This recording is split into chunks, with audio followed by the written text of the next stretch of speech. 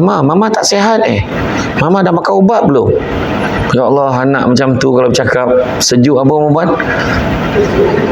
Terus tak bebas sejuk perut. Sejuk perut ni kombong tau. Dia sejuk hati kata betul. Kan? Kau fikir kau ada perut, orang lelaki pun ada perut tau. Sejuk perut ibu mengandung ni ayat dia. Kau orang kan nampak, ya Allah anak aku semua macam ni. Mana dia macam ni? Tak ada kan? Itulah dia. Tapi maknanya Allah rezekikan macam tu. Ataupun Allah rezekikan suami yang dia selenga kerja jadi ni je. Jadi teknisian biasa je. Kan? Selenga yang dengan baju biru belang-belang. Belang putih kan. Pakai topiah kan. Contoh. Balik selenga je macam tu.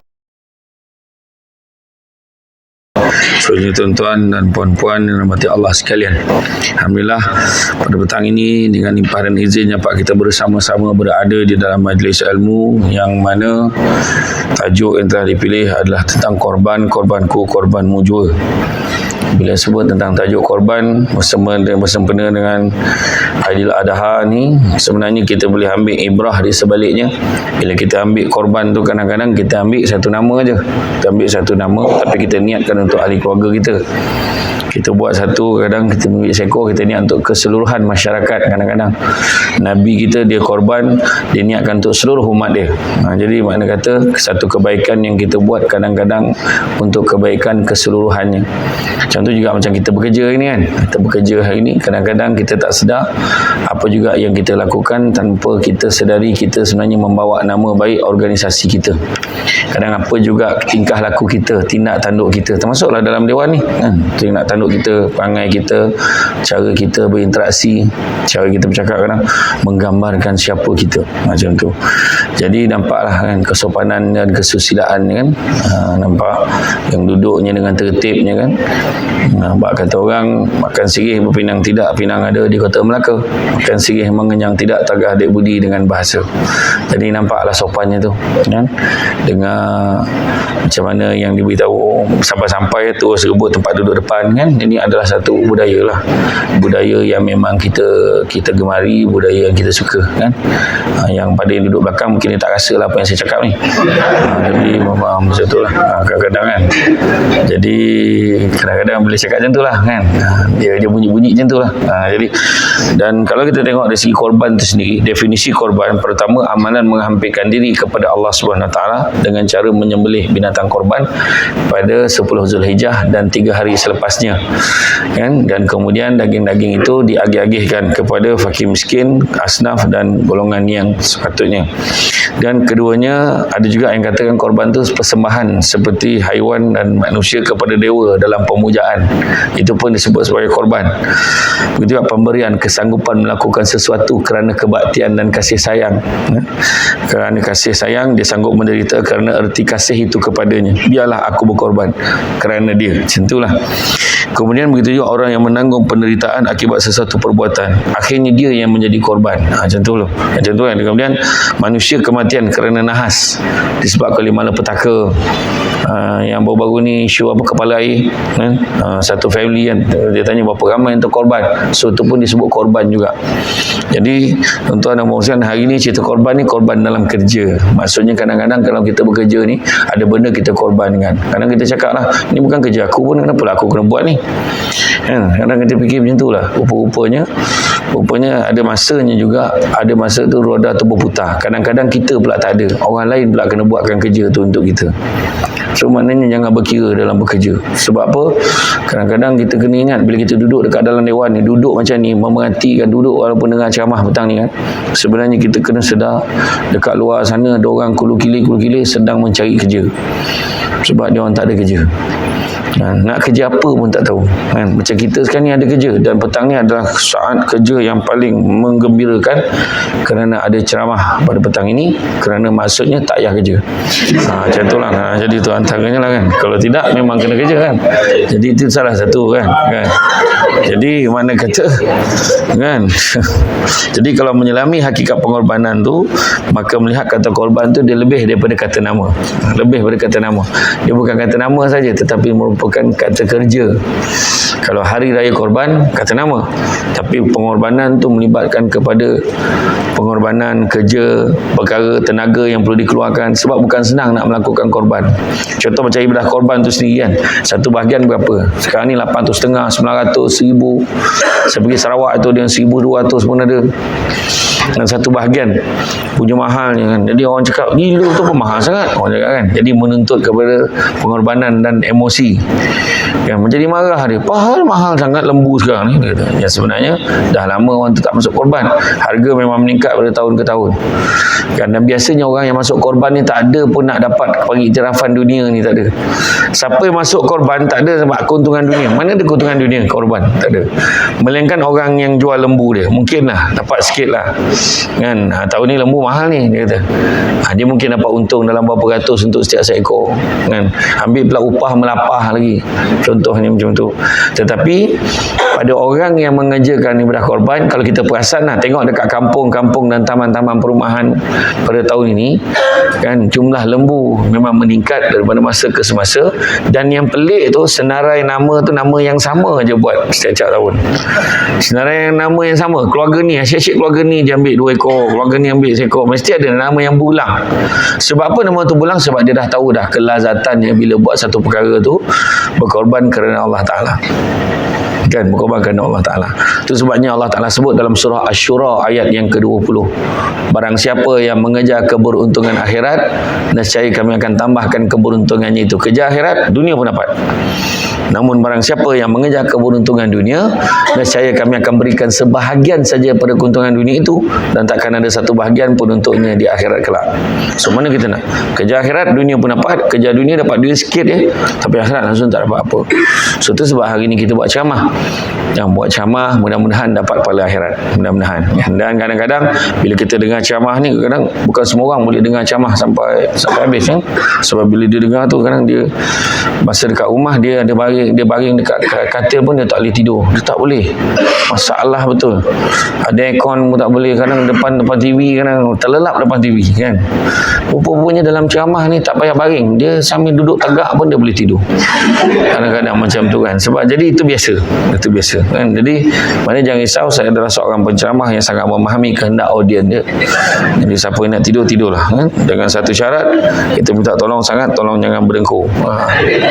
Takut ganggu orang sebelah dia. Sebab orang sebelah dia pun nak tidur juga kan. Jadi tidurlah sama-sama. Jadi contohlah kaedah. Semua kalau kita tidur, kita tak perasan kita berdengkur ke tidak, tuan-tuan dan puan-puan kan. Jadi ibadah korban ni ibadah yang dianjurkan dalam agama. Macam tu juga kita penuntut pada pengorbanan. Orang nak kaya kan, semua nak kaya. Dia nak kaya, tetapi bila nak kaya tu dia tak nak keluar modal masalahnya. Macam mana pula nak kaya tapi tak keluar modal? Nak tunggu harapan ni lah. Kebetulan Donald Trump mati kan, tak ada warisnya pun mati. Waris yang ni ada saudara rapat dekat ni, saudara rapat dekat Afrika pun mati. Rupanya sekarang ada sepupu dia dekat mana, dekat Kemboja apa, tak ada, mati juga. Dia ada saudara, anak saudara rapat dia dekat mana, kat Malaysia pun mati. Yang tu rupanya dia seorang kat Kelang mana, dia kerja dekat syarikat air tu apa. Rupanya nama kita yang mewarisi, contoh lah kan. Memang nak tunggu macam tu, memang mati dia balik, memang tak tahulah bila dia dapat macam tu. Tetapi yang kalau nak kebanyakannya seperti mana janji orang Arab lah, pepatah Arab, manjadda wajada, siapa berusaha pasti berjaya. So kerja je lah, kerja. Sebab hidup kita dalam dunia ni, tuan-tuan dan puan-puan, 5 perkara kalau ada, insya-Allah selamat dunia akhirat. Pertama, sabar. Kerja kena sabar. Kadang-kadang dia kata, kita orang dah puas lah buat overtime tapi bayar kena sangat. Klaim macam ni, macam mana ni kerja? Bila nak macam ni? Kan? Kita cakap macam tu. Merungut hidup kita tak akan dapat apa. Percaya cakap saya. Yalah, sampai bila nak tahan? Itulah ayat. Dia ulang lagi. Dia tak tahu, dia mungut lagi tu. Dia mungut lagi. Kan? Bila kita cakap macam tu, cakap senang lah. Dia kata, cakap lagi tu. Kan? Bila kita cakap. Jadi orang macam tu. Itu sebabnya dalam Quran pun Allah Ta'ala dah sebut, manusia ni dilahirkan sifatnya berkeluh kesah lagi kikir. Kalau ikutkan orang ni cakap macam ni, tapi tengok orang lain pun cakap macam tu pula. Orang tu gaji belah-belah ribu pun komplain lagi, gaji tak cukup.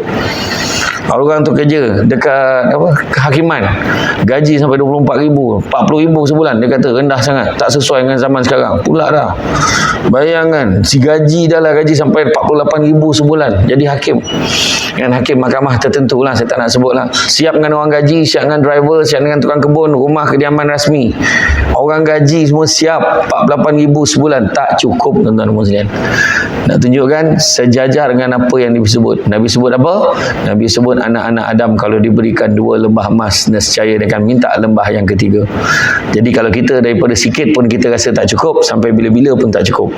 Bagilah naik gaji. Wah, okey, naik gaji 2,000. Susah sekarang. 2,000 kecil je pula dah. Itu kata nak naik kan? Dah naik lah. Macam tu juga dia. Sebab tak pernah cukup. So, kena sabar dalam bekerja. Kerana Tuhan tak bagi rezeki duit. Tuhan bagi rezeki anak-anak sihat. Ada orang duit banyak, tapi anak-anak dia semua kena dialisis. Ada orang tu dia baik, tapi anak-anak dia semua kena masalah ni. Anak dia kecil, tak tahu apa salah dia. Insulin, kena injection. Satu hari berapa kali. Ada seorang tu yang saya terlibat di Johor tu. Saya jumpa dia program My House di Johor. Anak dia seorang ni kena sawan. Anak dia kena sawan, yang mana kes penyakit sawan dia ni satu-satunya di Johor yang macam tu. Maknanya dia kena sawan tu, kalau dibiarkan sawan dia tu berlarutan lebih 5 minit, anak dia akan meninggal dunia.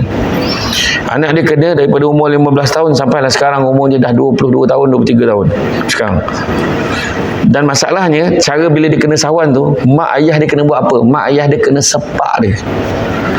Mak ayah dia kena sepak dia, baru dia berhenti sawan tu. Kalau dia kena di rumah, tak apa. Masalah kalau kena di pasar raya, di luar, orang nampak, kenapa buat anak macam tu? Kesian budak tu. Sedangkan mak ayah dia memang kena buat macam tu. Dan masalahnya, dia kena sawan ni 3 atau 4 kali sehari. Bayangkan. Bayangkan. Allah uji setiap orang keadaan berbeza-beza. Nampak tak? Berbeza-beza. Saya masa saya interview tu dengan saya pun bergenang lah air mata. So masa interview tu mak dia kata, saya doa ustaz, biarlah dia mati dulu, bukan saya. Sebab saya takut kalau saya mati dulu tak tahu siapa nak jaga dia. Dia kata. Ada orang Allah Ta'ala bagi tu, tapi kita tu itu keadaan kita. Kenapa manusia jadi tak syukur?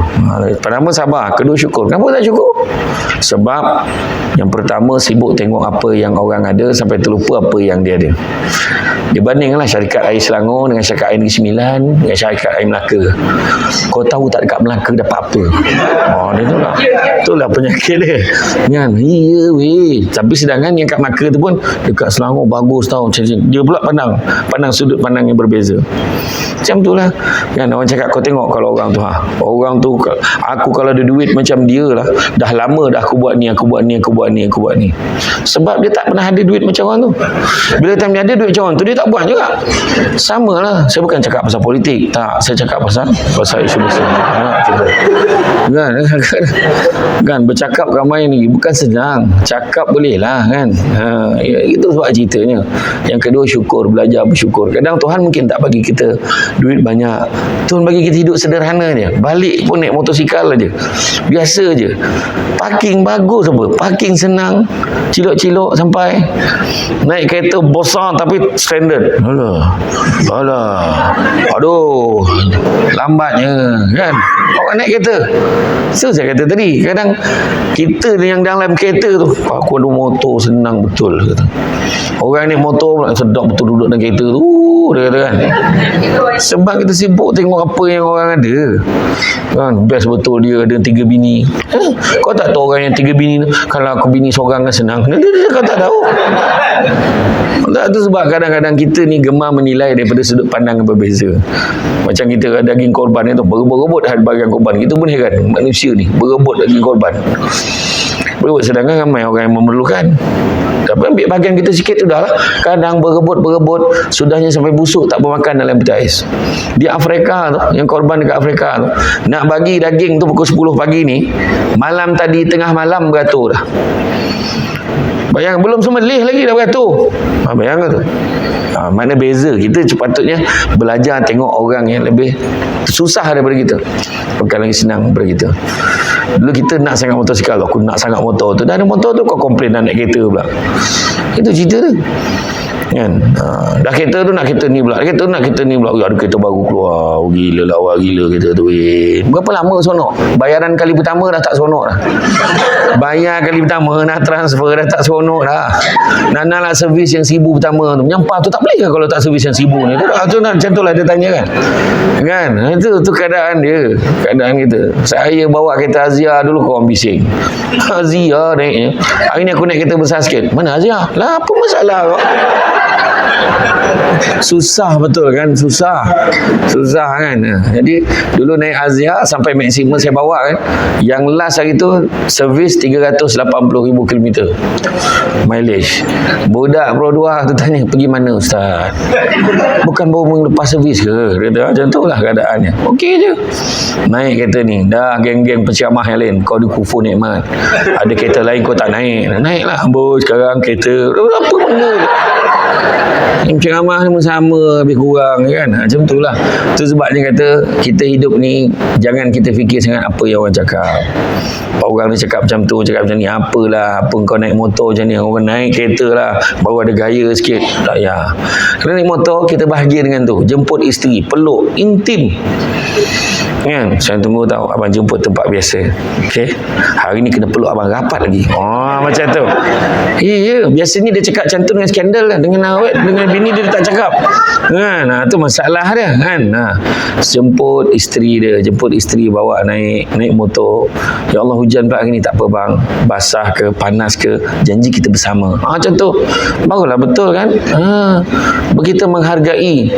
Ini orang lelaki bila nak buat macam tu boleh kata buang tebiat, nak mati, semua cakap tu. Akhirnya lelaki kat ni persalahkan. Semua salah Emir kan. Kalis tu je yang betul semua. Saya tak tengok orang share dalam TikTok. Dia tu lah dia. Perempuan itu nantilah saya buat satu drama lelaki tu. Betul. Sebenarnya dalam keadaan tu kita belajar menghargai, syukur. Ketiga, hikmah. Percaya pada hikmah. Tengok hikmah di sebalik satu perkara. Aku tak dapat naik pangkat, okeylah, sebab aku kerja macam biasa, balik pun macam biasa.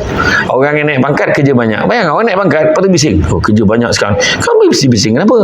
Kau nak sangat naik pangkat kan, kenapa kau tak tolak pada awal tu?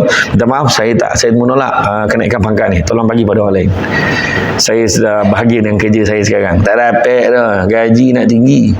Orang Malaysia ni kalau boleh gaji nak tinggi tapi tak nak kerja. Macam tu. Tu kalau boleh, bukannya tak nak kerja banyak, kalau boleh ada tak kerja yang tak payah kerja tapi gaji tinggi.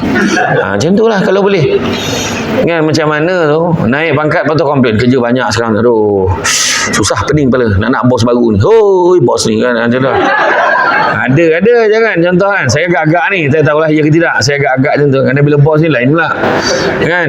Betul, itu biasa. Percaya pada hikmah. Mungkin kita tak naik pangkat tapi Tuhan bagi masa kita banyak bersama dengan keluarga. Macam tu. Tuhan tak bagi kita naik pangkat tapi Tuhan bagi anak yang penyayang kan, anak yang prihatin. Anak tu baru darjah 3, darjah 4. Mama tak sihat Mama dah makan ubat belum? Ya Allah, anak macam tu kalau bercakap sejuk apa mau buat?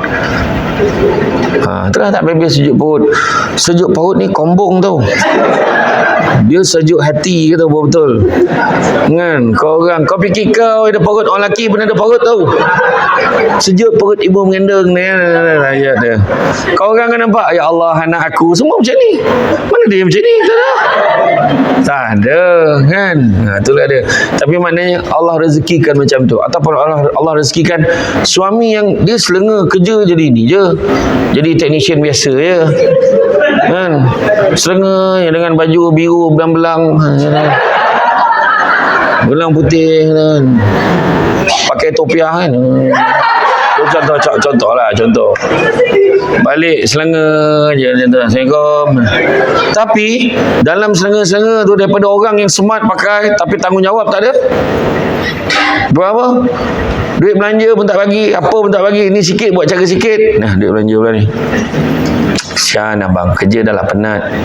Hari-hari korek tanah kan, korek. Orang ni bocor sana, tampal sana, settle sana, tampal sini. Kesian abang. Lepas tu orang kecam aja syarikat air ni. Abang-abang okey ke? Kan bagus kalau isteri macam tu. Suami kata, nak buat macam mana, dah tugas demi negara.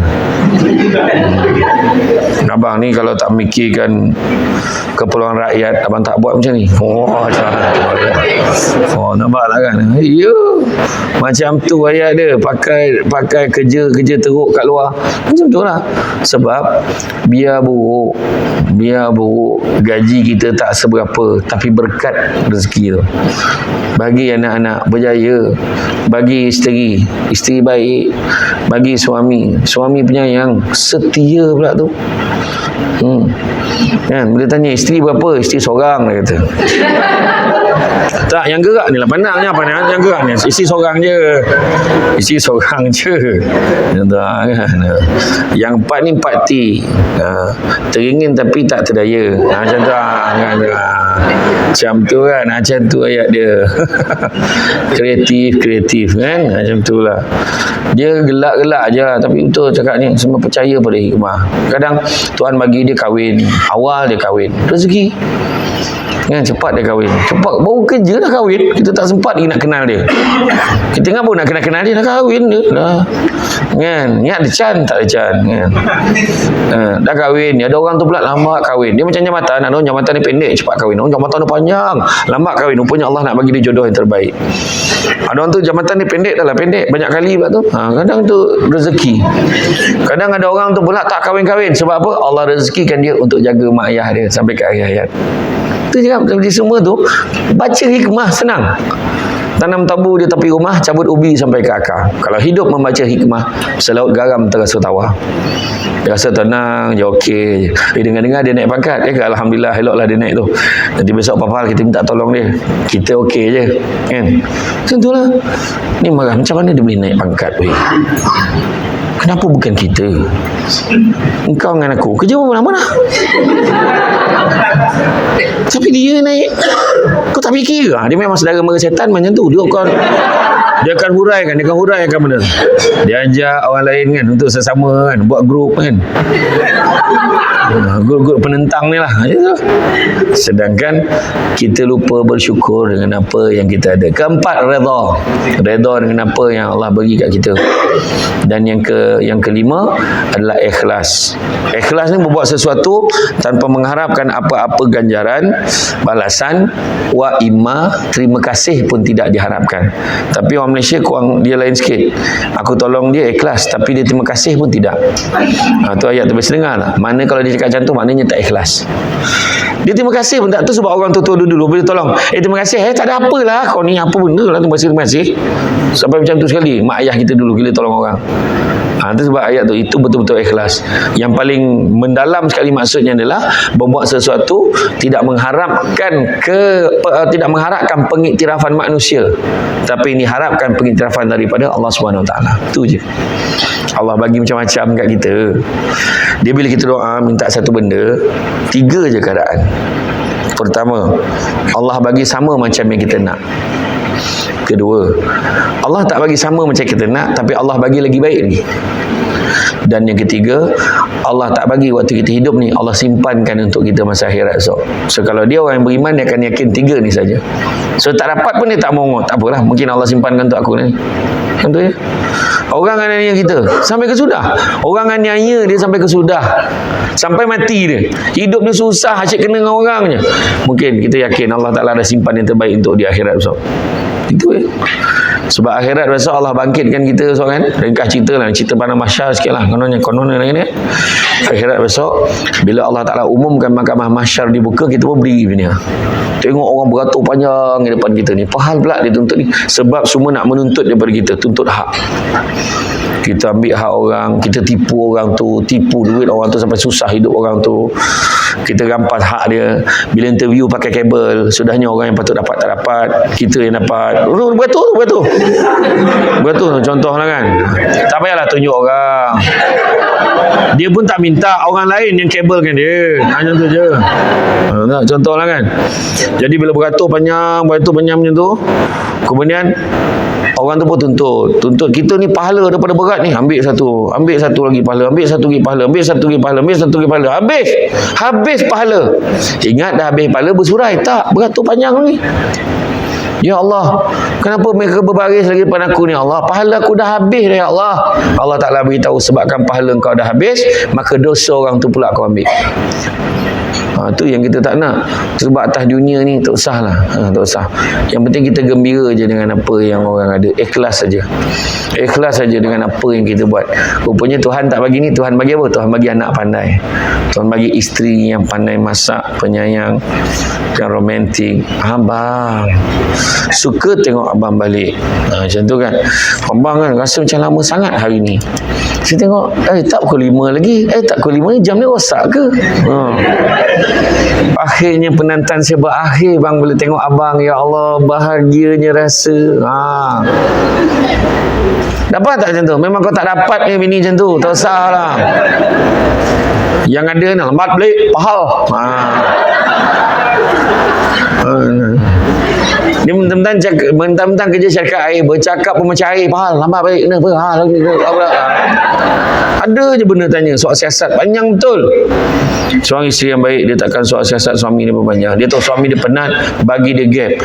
Diam, jangan cakap apa-apa bila dia balik tu. Kau balik tak senyum bang, ambilkan barang dia, dah diam, duduk kat dapur. Kau tengok tak sampai 10 minit, kau tunggu je. Yang dia panggil, mesti dia panggil ya. Hari ni macam tak cakap apa-apa dengan abang pun. Tak adalah, kesian tengok abang penat, tak nak kacau abang. So hari ni malam ni nak makan kat mana ni? Nak makan kat mana? Orang perempuan suka betul ayat. Dia bukan tanya nak makan apa, nak makan kat mana. Sebab itu adalah merupakan satu cuti umum pada orang perempuan. Sebab dia tak payah masak lah, sebab makan kat mana. Orang miskin tanya apa kita nak makan. Orang kaya tanya kat mana kita nak makan. Orang politik siapa kita nak makan. Tapi kita tak cerita tu lah. Kita tak cerita tu lah. Kita tak cerita tu. Kita ambil nombor 1, nombor 2. Kita ambil nombor 1, nombor 2 je. Abaikan. Itu contoh je, contoh akademik je. Jadi mana kata apa kita nak makan. So kalau kita boleh cakap dengan isteri kita nak makan kat mana malam ni? Makan kat tempat biasa je lah. Okey. Pergi bawa anak makan. Nak tak adalah ramai sangat, dan 12 orang tu. Makan gembira betul, makan. Tak, tu sebab kata kebahagiaan tu sebab dalam hidup ni saya selalu pesan, jangan sibuk nak kerja kaya. Sebab percaya cakap saya, you all kerja dekat syarikat air ni, percayalah you all takkan kaya. Kata hati dah. Ada yang cakap, ya tahu, tak payah cakap, tahu. Dah. Jangan salah faham maksud saya cakap tu. Bila saya cakap kerja dekat sini takkan kaya, bukan sebab saya kata you all akan miskin. No. Maksud saya itu adalah kaya tu sendiri subjektif. Berapa baru kaya? Contohlah kita bagi 300,000 puan. 300,000 masuk dalam akaun hari ni. Dah kaya ke belum? Dah kaya dah? Alhamdulillah. Pada dia dah kaya. Saya letak 300,000.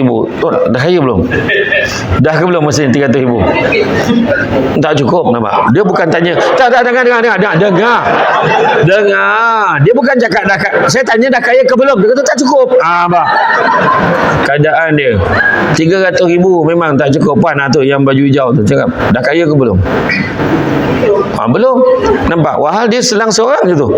Selang seorang je mama. Nampak? Pemikiran berbeza. Sebab tu maksud saya tadi. Kaya ni subjektif. Pada seseorang, contohnya, ada orang dalam poket tinggal RM50. Pada orang yang naik motosikal pergi kerja, RM50 ni cukup banyak lah. Dia boleh isi minyak, dia makan lepas dah. Betul tak? Tapi pada orang tertentu, RM50 tu tengah sangka sangat tu, teruk sangat. Aduh, kenapa lah duit aku tinggal banyak ni je. Dia tak takut nak cucuk duit tu sebab takut dia kecewa dengan mesin ATM tu. Dia tak nak tekan adalah pertanyaan baki. Dia rasa kecil hati dengan mesin ATM tu. Tengah mak kau pertanyaan baki kolom tu kat aku, dia kata kan. Sebab pada setengah orang, ada orang tu pula dalam poket kalau ada RM1,000 dia rasa mewah lah. Malam ni nak pergi makan mana, nak pergi mana. Balance pada gaji dia RM1,000. Dia tak sangka bulan tu boleh ada lebih. Rupanya banyak lagi yang belum bayar rupanya. Tapi dia contoh. Senarai ni dia terpakai senarai list yang lama, dia terlupa kan. Balance ada RM1,000 lagi. Tapi ada setengah orang RM1,000 tu tengah miskin sangat. Ada orang tu garu kepala. Sakit kepala aku. Kenapa? Dalam bank tinggal 10 juta. Kau tak rasa nak bunuh kawan tu? Sebab orang tu cakap macam tu, sebab dia dah biasa dalam bank, dia ada 100 juta, tiba-tiba tinggal 10 juta, dia rasa susah sangat. Sedangkan pada kita nak sangat tukar tempat dengan dia. Biar kita yang ada balance 10 juta, kita tahulah nak buat apa. Tapi rupa-rupanya, bila kita ada 10 juta pun, kita pun sama. Kita nak, mana aku nak tambah duit ni, ke mana aku nak laburkan duit ni. Betul sebab Nabi sebut, anak-anak Adam kalau diberikan 2 lembah emas, dia akan minta lembah yang ketiga. Tu maksud saya, dia tak akan kaya. Dia tak akan kaya. Itu sebab bukan saya nak menghina kerja kat syarikat air ni takkan kaya. Tak. Tapi ada orang, dia kerja syarikat air, dia boleh beli kereta, alhamdulillah. Dia dah ada rumah, dia ada isteri, dia ada anak. Anak dia pun berjaya, ada anak dia dah masuk asrama penuh pun. So itulah kaya. Sebab Nabi kata, manusia yang paling kaya adalah manusia yang merasa cukup dengan apa yang dia ada. Tapi kalau kita rasa tak cukup, memang sampai bila-bila pun kita tak akan kaya. Bagi 300,000, bagi 500,000, bagi 1 juta, tak kaya. Tengok dekat luar, kita dah beli rumah. Kita kebanyakan orang yang kerja sini, dia dah beli rumah awal lah. Dulu beli rumah harga kat Kelang ni berapa je. Sekarang cuba tengok signboard tu, hanya 800,000. Hanya penjodoh bilangan tu tak kena langsung. Gila ke apa pemaju ni? Hanya dekat Putrajaya tu hanya 2.5 juta. Ha? Kau tergamak letak hanya kat depan tu. Kan? Bayang tak, itulah keadaan realitinya masyarakat pada hari ni. Rumah tapi nak kejar-kejar pun untuk apa? Itu sebab saya kata hidup dalam dunia jangan sibuk nak kejar kaya, tapi kejarlah bahagia. Kerana satu hari nanti kita akan sedar bukan semua perkara boleh dinilai dengan harganya. Deep tak? Deep kan? Macam itulah. Yalah. Nak kejar-kejar kaya, sudahnya ke?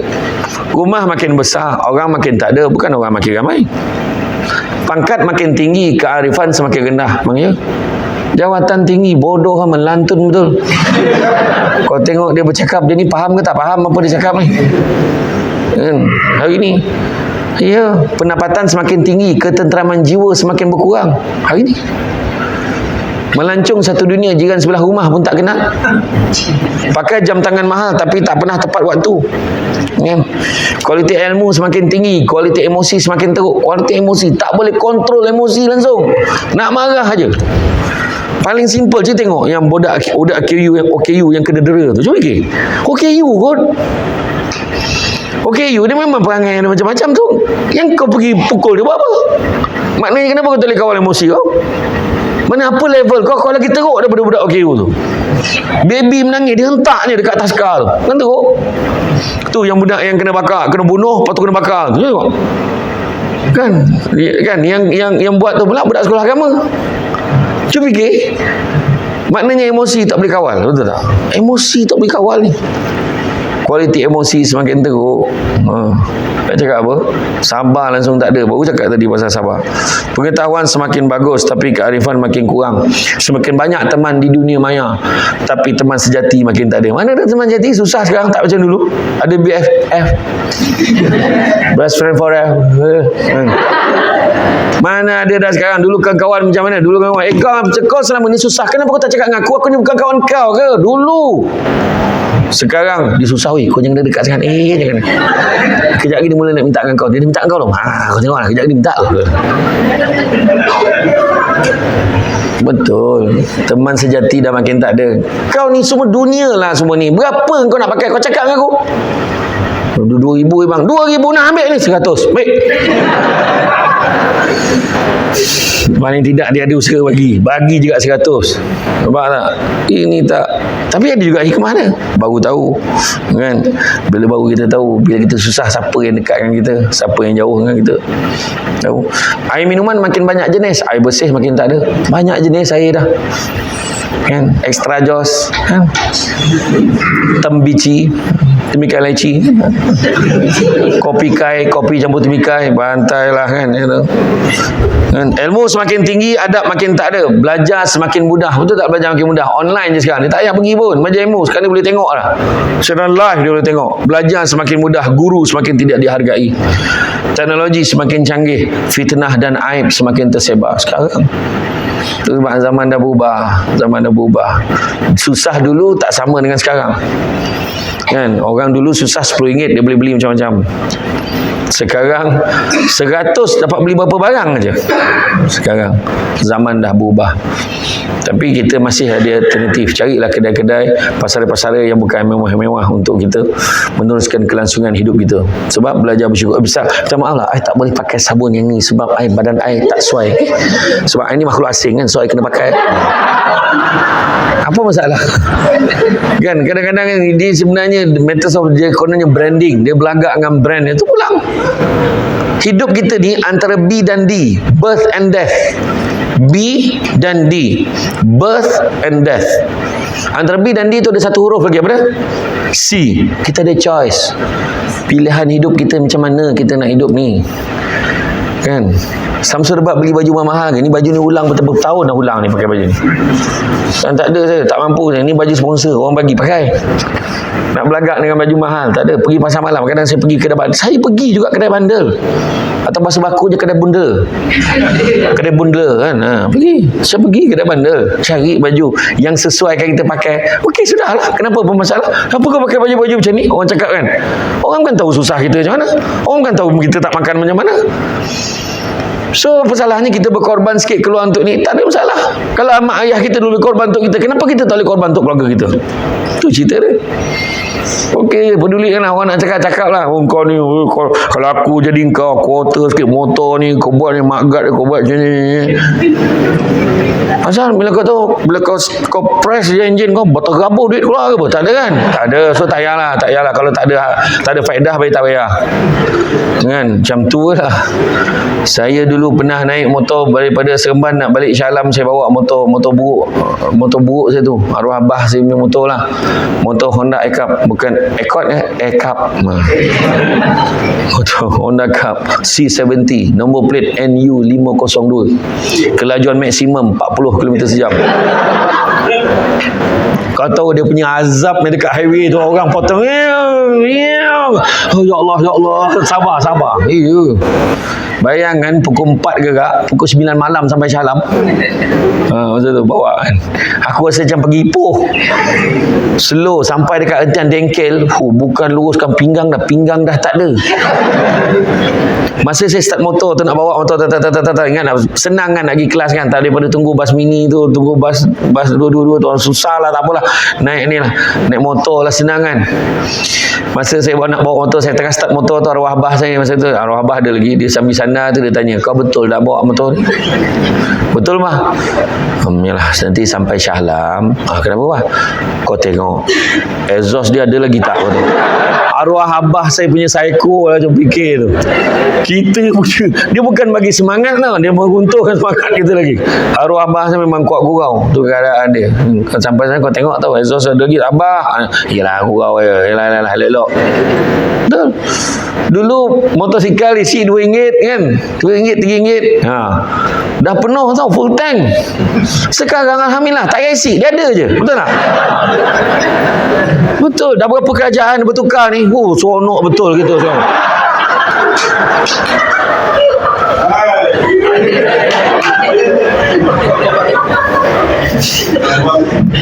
Tak, kita kan cerita politik tak. Dah kan, faham kan? Yalah. Tu yang ramai rajin semayang pergi ceramah dekat syarikat air, sebab boleh isi air dah sekarang ni, tak payah. Macam tu lah kan. Tak adalah tuan-tuan.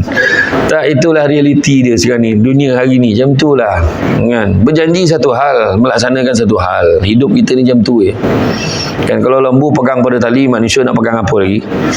Bila kita bercakap tu apa yang kita janji, kena buat lah kan. Macam tu lah tuan-tuan kan? Jadi dalam hidup kita simple aja. Kita, orang lain tak tahu kesusahan kita, So yang kita nak ikut rentak orang buat apa? Ukur baju badan sendiri. Ukur baju badan orang buat apa? Dia mungkin besar sangat atau kecil sangat, mungkin tak fit, mungkin tak sesuai. Macam tu aja. Jaga diri kita cukup dengan keluarga kita. Jangan kita pening-pening kepala. Pengorbanan yang kita buat ni untuk keluarga kita ikhlas, insya-Allah Allah akan buahkan hasil. Cari rezeki yang halal. Nabi kata cari rezeki yang halal itu cukup buat kamu.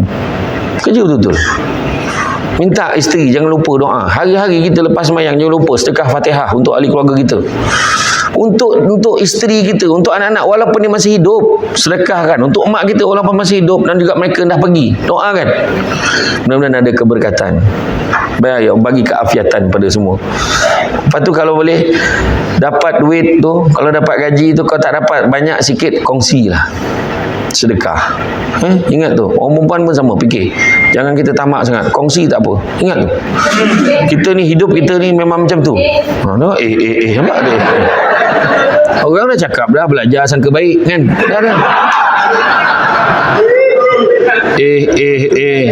Saya sebut tadi kan gaji. Sikit, walaupun sikit kongsi. Betul tak? Apa masalah kau?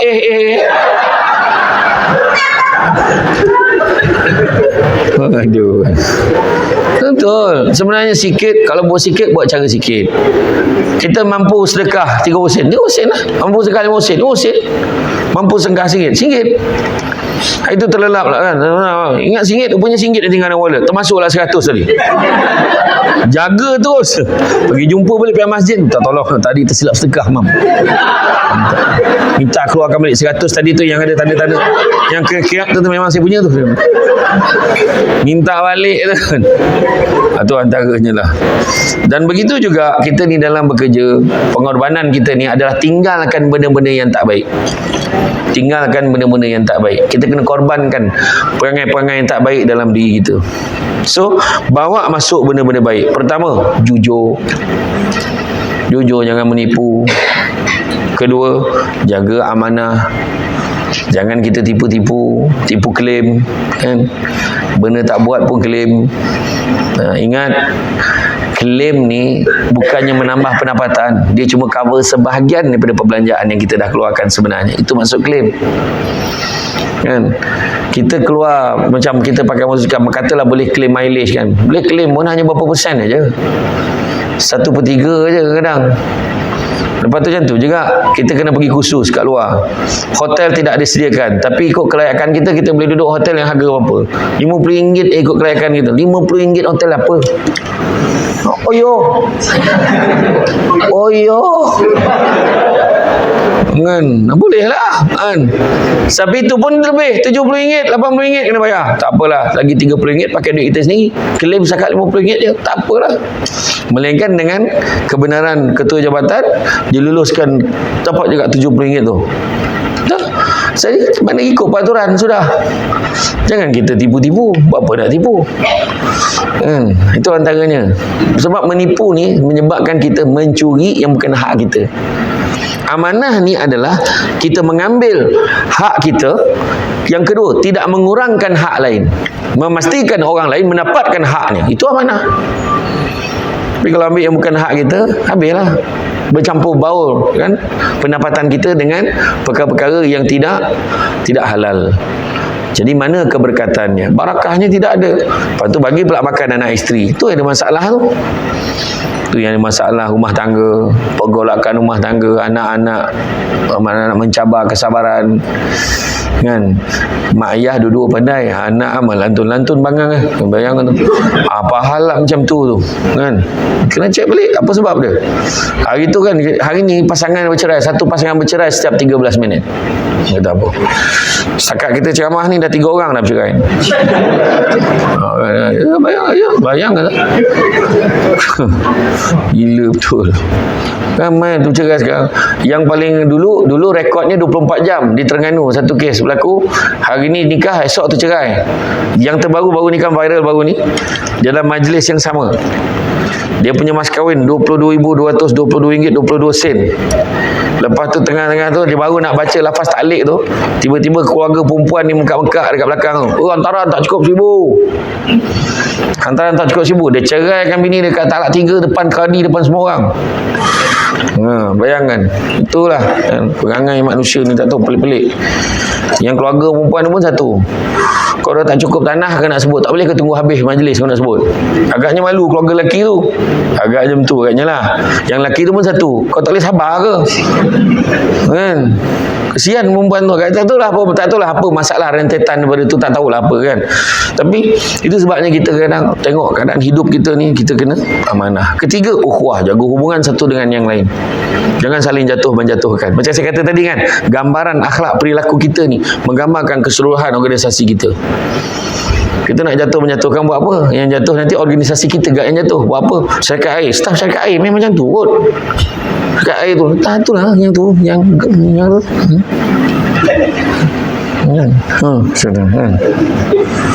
Kan Selangor kan banyak yang tu, Syabas, Puas, Luas, apa lagi?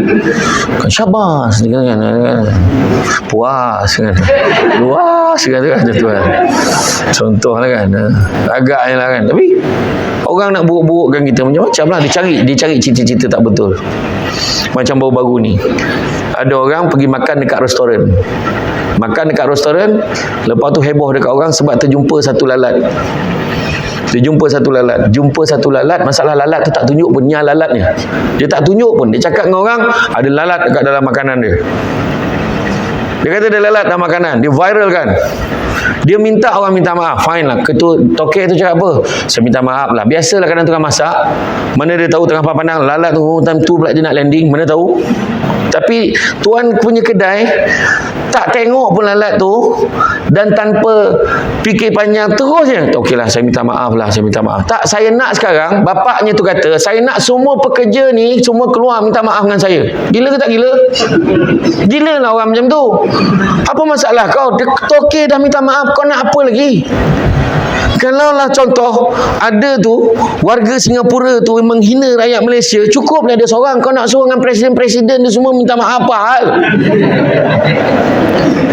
Bodoh tak boleh bincang ni salah dia. Lepas tu yang anak pula ambil viralkan. Ni. Lepas tu bila orang tanya mana gambar, mana bukti lalat, mana dia ni, kenapa tak report pada KKM, kenapa tak report kepada PBT ke? Report, betul report. Kalau betul report, tak report, yang penting viral. Hari ni itu kadang heran manusia sekarang. Patutnya kita ni support orang berniaga, bagi tahu kau nak berniaga macam ni, apa-apa pesan kat dia ni ada lalat. Orang tu sanggup tukar. Apa masalah? Kau nak apa lagi? Kau nak orang menyembah kau, junjung kau, dia lah yang terbaik, minta maaf itu. Heran tak orang hari ni? Yang netizen pun kena hati-hati bila komen. Kita tak nampak benda tu. Oh, tak sangka, saya pun dulu pernah jadi macam tu. Dah pula, mana kau nak mengisahkan betul benda tu? Ramai orang tak tahu. Macam kisah artis tu bercerai-berai. Kau komen lebih-lebih kenapa? Kau cakap macam kau hari-hari duduk kat rumah artis tu. Sudahlah, tak gunanya jantan, lepaskanlah dia. Engkau kenapa? Kau biar kau dayu. Apa benda ni? Tu belum cerita lagi orang lain punya nama, orang lain yang kena. Bukan tu satu je Samsul dalam dunia, kena ingat. Tali kalau ya pun, even if kalau ya pun, kita siapa nak judge orang tu? Sebabnya saya pesan pada artis ke yang bukan artis ke, bila keluar pada mahkamah, kalau wartawan memang buat kerja, dia tanya macam mana ya kes tadi, macam mana kes tadi, kita dengan bijaksana kena sebut, minta maaf ya, saya ucap terima kasih banyak semua yang hadir, terima kasih kerana support, saya minta tolong semua, tolong doakan yang baik-baik lah. Okay, Assalamualaikum. Sudah. Bukan kau nak meluahkan perasaan depan tu, sebab selagi mana belum dimuktamadkan perceraian, maka kamu berdua masih suami isteri, maka aib kena jaga.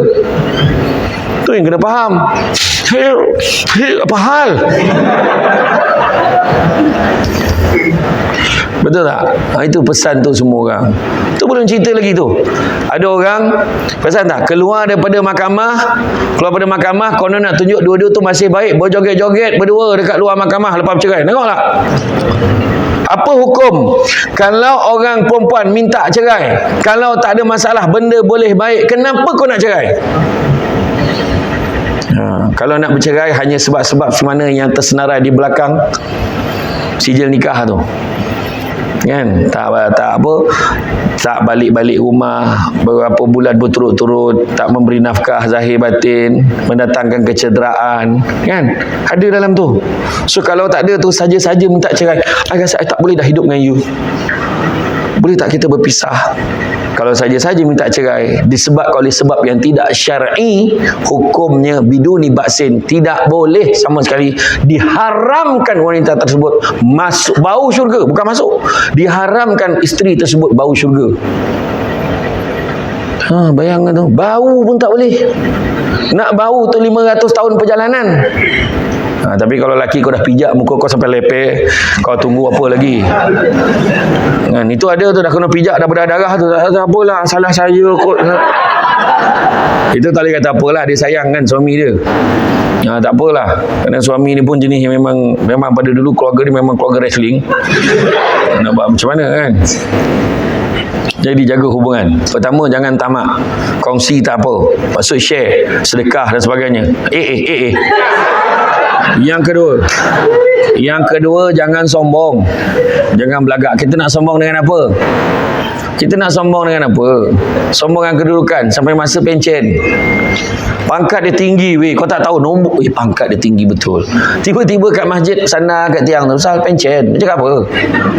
Sampai Samsul Debat pun dulu pengarah undang-undang Court Legal Advisor. Masa mula saya datang ceramah sini dulu, aku masih ada jawatan tau, pengarah undang-undang. Saya ambil cuti tanpa gaji masa tu. Akhirnya saya bersara, saya dekat pesara, tunjuk dekat hotel, dapat 10%.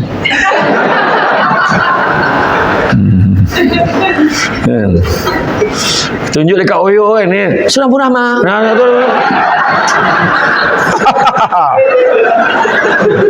Ya, betul. Sampai masa kita besar, siapa kata jawatan ni kita punya? Kan? Ada satu soalan orang tanyakan, contoh kan kat tangan kita tu kan, kat tangan kan, tu jam tu. Jam jenis apa? Dummy.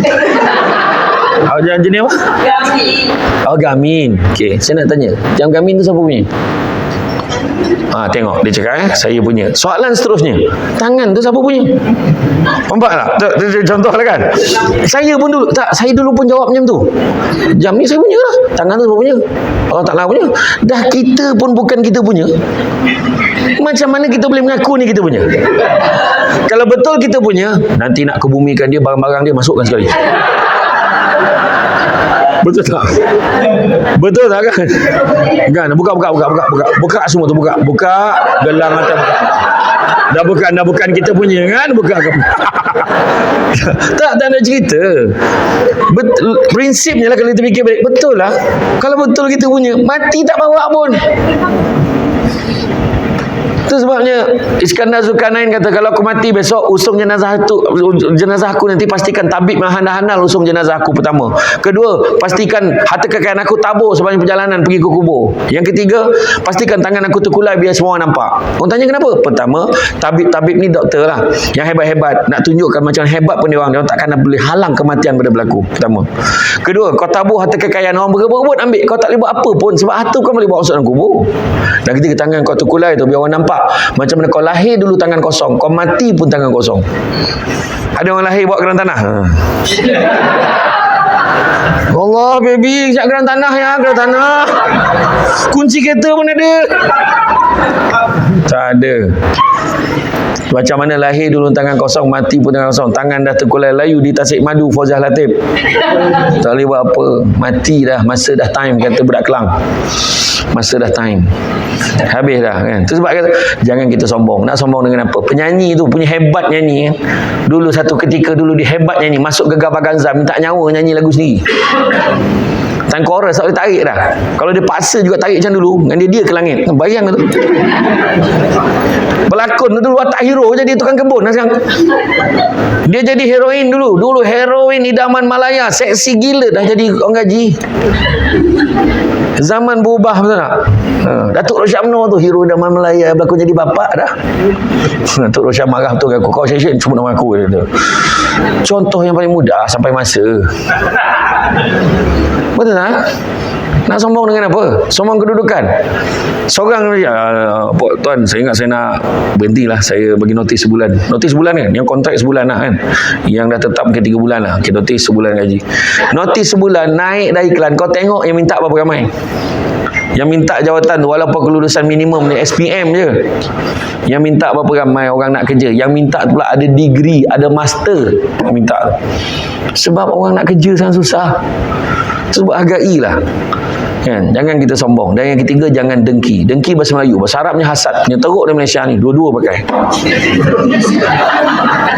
Hasad, dengki.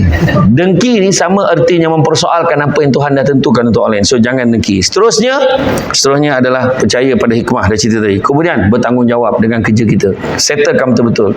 Orang tuduh syarikat air ni dia gemar korek, lepas tu dia biar. Ada orang tuduh. Sebenarnya tak. Kita buat elok dah. Cuma orang lain yang gemar ambil benda yang belum siap. Betul tak? Itu cerita dia kadang-kadang. Jadi makna kata kita kena buat secara yang terbaik. Bertanggungjawab. So kita boleh jawab. Kenapa benda ni jadi macam ni? Sebenarnya macam ni. Sebenarnya kita bagi ni dulu. Sebab besok tu pun kita akan katakan. Kita akan bagi dia benda tu. Mampat dulu kita akan. Adalah jawapan kita. Tanggungjawab. Kemudian apa? Seterusnya kita ikhlas dalam bekerja.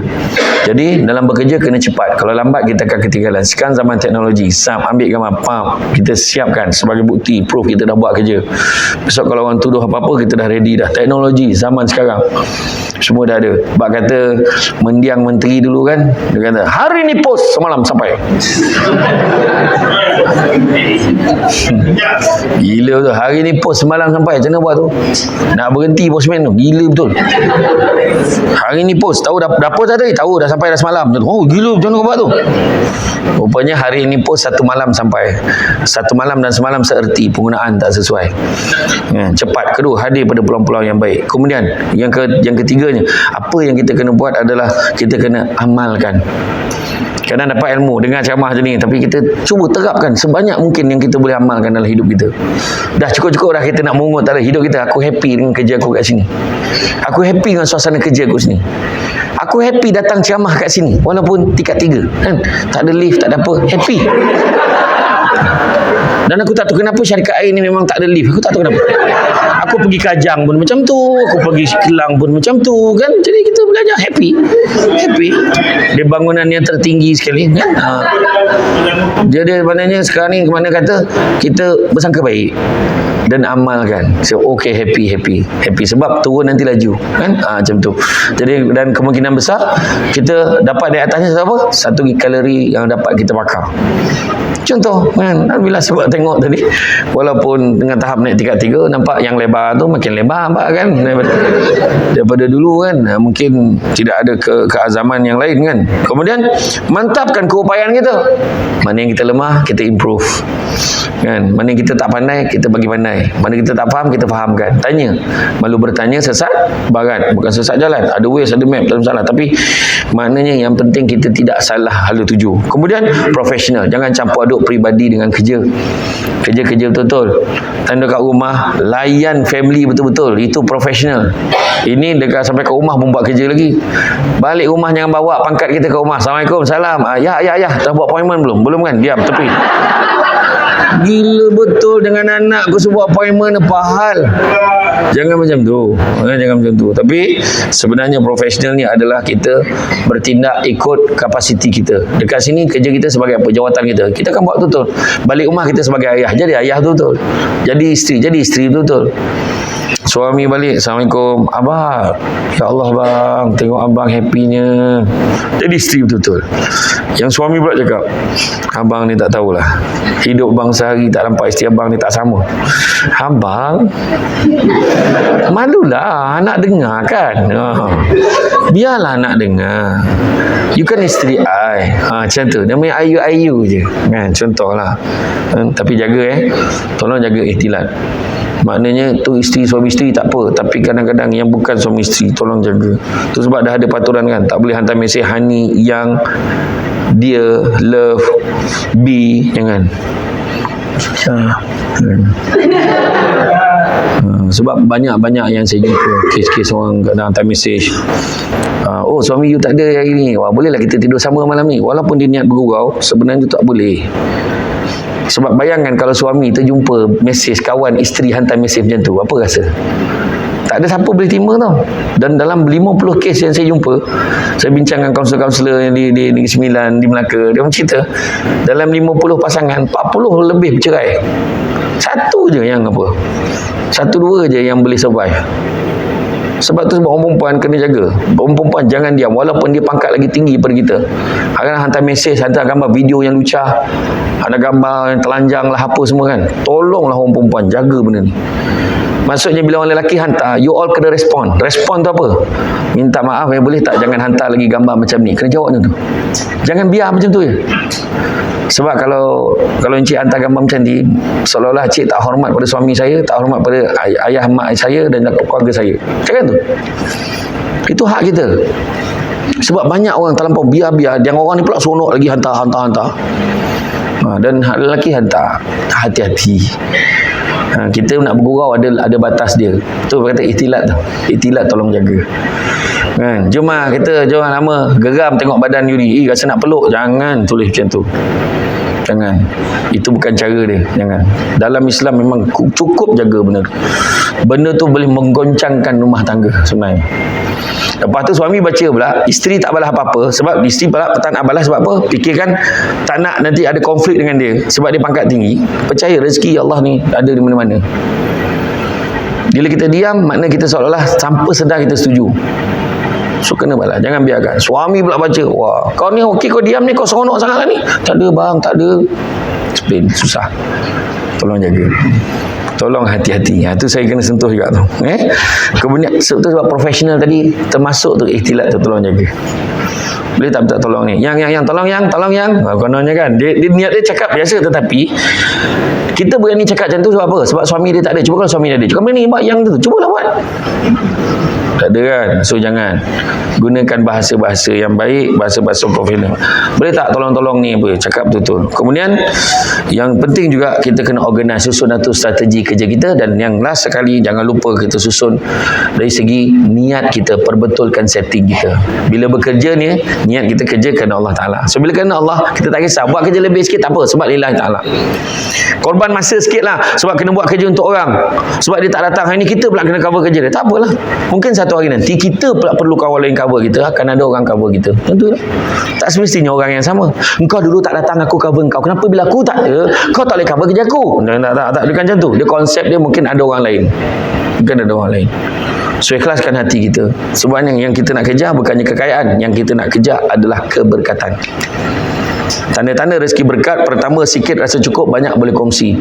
Pada orang yang rezekinya tak berkat, sikitnya tak cukup, banyaknya tak puas. Ibarat minum selautan air tapi tak pernah hilang dahaga dia.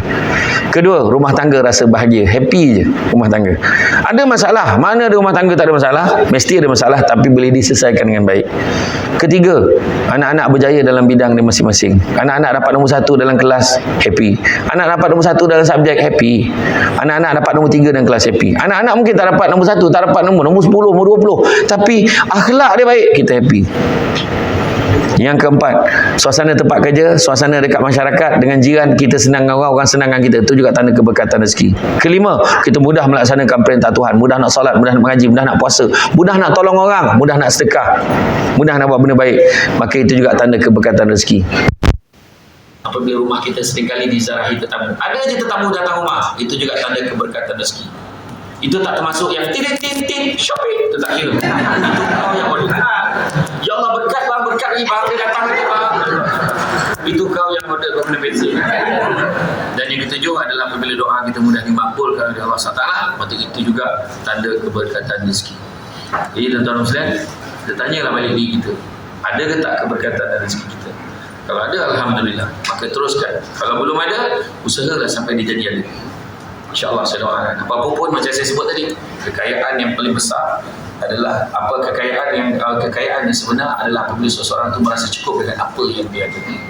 Jangan kita rasa tak cukup. Dan kemudian kena ingat, Nabi juga sebut tangan di atas lebih baik daripada tangan di bawah. Maknanya memberi sentiasa lebih baik daripada menerima. Kalau boleh bagi-bagi, insyaAllah Allah akan murahkan rezeki kita.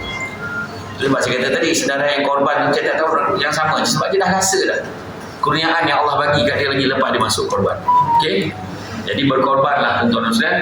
tempat kerja kita ni kita dapat kerja yang baik. Mudah-mudahan Allah bagi rezeki lagi kat kita, mudah-mudahan memudahkan segala urusan kita, dan mudah-mudahan kita berjaya di dunia dan di akhirat, insyaAllah. Amin. Jadi tuan-tuan dan muslimin, itu sahaja daripada saya. Rasanya cukup sekadar itu. Bak kata orang, sepandai-pandai tupai melompat akhirnya jatuh ke tanah jua. Walaupun perkongsian sudah tamat, mudah-mudahan meresap ke dalam jiwa.